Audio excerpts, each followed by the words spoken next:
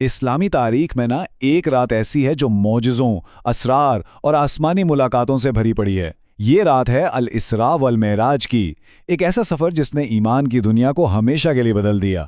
تو آج ہم اس ناقابل یقین کہانی کی گہرائیوں میں اتریں گے۔ اچھا، یہ سفر پیش کب آیا؟ یہ جاننا بہت ضروری ہے۔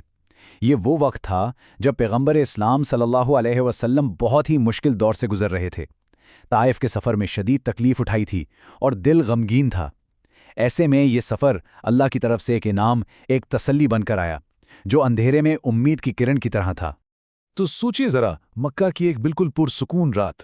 ابھی کچھ ہی عرصہ پہلے اتنی مشکلات پیش آئیں، لیکن اس کے بالکل برعکس اس رات کی فضا میں ایک عجیب سی امید تھی، ایک سکون تھا۔ اور پھر اچانک اس رات کی خاموشی کو ایک روشنی نے توڑا، اور یہ کوئی عام روشنی نہیں تھی، یہ اس دنیا کی تھی ہی نہیں۔ یہ تھے فرشتہ جبریل علیہ السلام، جو اپنی اصل یعنی نورانی شکل میں ظاہر ہوئے تھے۔ یہ ایک ایسا منظر تھا جس کا تصور کرنا بھی انسان کے بس سے باہر ہے۔ اچھا، تو اس پورے واقعے کو ہم دو حصوں میں سمجھ سکتے ہیں۔ پہلا حصہ ہے الاسراء، یعنی زمین پر راتوں رات کیا گیا سفر، اور دوسرا حصہ ہے المعراج، یعنی آسمانوں کی طرف، بلندیوں کی طرف سفر۔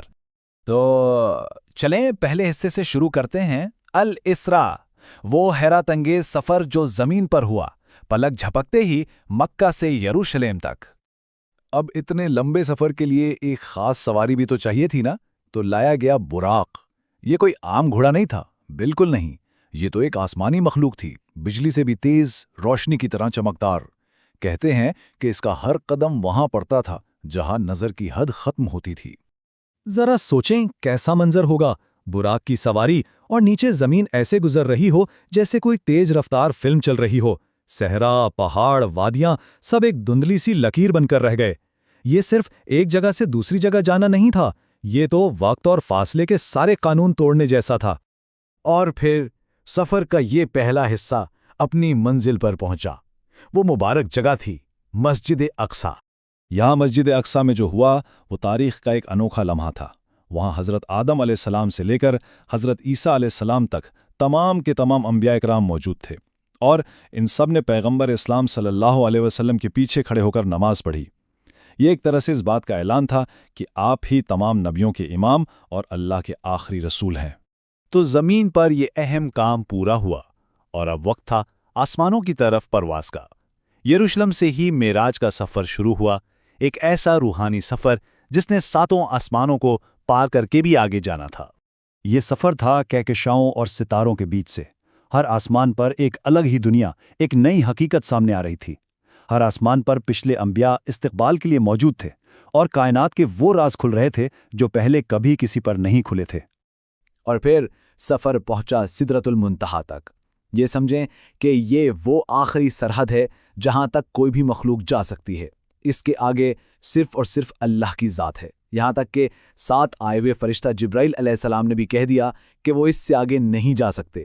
سدرۃ المنتہا کا منظر، اسے الفاظ میں بیان کرنا تقریباً ناممکن ہے۔ روایات میں آتا ہے کہ ایک ایسا درخت جس کے پتے ہاتھی کے کانوں جتنے بڑے اور پھل بڑے بڑے مٹکوں کی طرح تھے، اور اس پر سونے کے تتلیوں جیسے پروانے تھے۔ ایک ایسا نوری نور تھا کہ نہ کوئی آنکھ ویسا دیکھ سکتی ہے اور نہ کوئی دل اس کا تصور کر سکتا ہے۔ اچھا، اس آسمانی سفر کے بالکل عروج پر پوری امت کے لیے ایک بہت ہی خاص تحفہ دیا گیا۔ وہ تحفہ کیا تھا، اور پھر واپسی کا سفر کیسے ہوا؟ چلیں اب اس پر بات کرتے ہیں۔ تو جو سب سے بڑا تحفہ ملا نا، وہ ایک نمبر میں سمایا ہوا ہے، 5۔ جی ہاں، یہ 5 وقت کی نمازیں ہیں جو اس رات فرض کی گئیں۔ اور یہ 5 نمازیں صرف ایک ذمہ داری نہیں ہے، یہ تو اللہ سے براہ راست بات کرنے کا، ایک کنیکشن بنانے کا ذریعہ ہے۔ ایک ایسا تحفہ جو ہم سب کو ہر روز اپنے بنانے والے سے جوڑتا ہے، ہماری روح کو سکون دیتا ہے۔ اور پھر آسمانوں کے وہ سارے راز سینے میں لے کر پیغمبر اسلام صلی اللہ علیہ وسلم واپس زمین پر تشریف لائے، اور یہ پورا سفر اتنا تیز تھا کہ جب آپ واپس اپنی جگہ پہنچے تو رات ابھی ختم نہیں ہوئی تھی، یہاں تک کہ روایت کے مطابق بستر بھی ویسا ہی گرم تھا جیسا آپ چھوڑ کر گئے تھے۔ تو اگر ہم دیکھیں کہ اس پورے سفر سے کیا بڑے سبق ملتے ہیں، تو 3 باتیں بہت اہم ہیں۔ پہلی تو یہ کہ ہر مشکل کے بعد اللہ کی طرف سے آسانی آتی ہے، دوسری یہ کہ تمام نبیوں کا پیغام ایک ہی تھا، اس میں کوئی فرق نہیں تھا، اور تیسری اور سب سے اہم بات کہ نماز جو ہے وہ مومن کی معراج ہے، یعنی ہر روز اللہ سے ملاقات کا ایک ذریعہ۔ یہ واقعہ ہمیں سوچنے پر مجبور کرتا ہے کہ ایک ایسے سفر کا اصل مطلب کیا ہے جو زمین کو آسمان سے جوڑ دے۔ جب انسان اپنی ارتھلی لیمٹس کو پار کر کے ڈیوائن سے ملتا ہے تو کیا ہوتا ہے؟ اس پورے سفر میں ہمارے سیکھنے کے لیے کیا ہے؟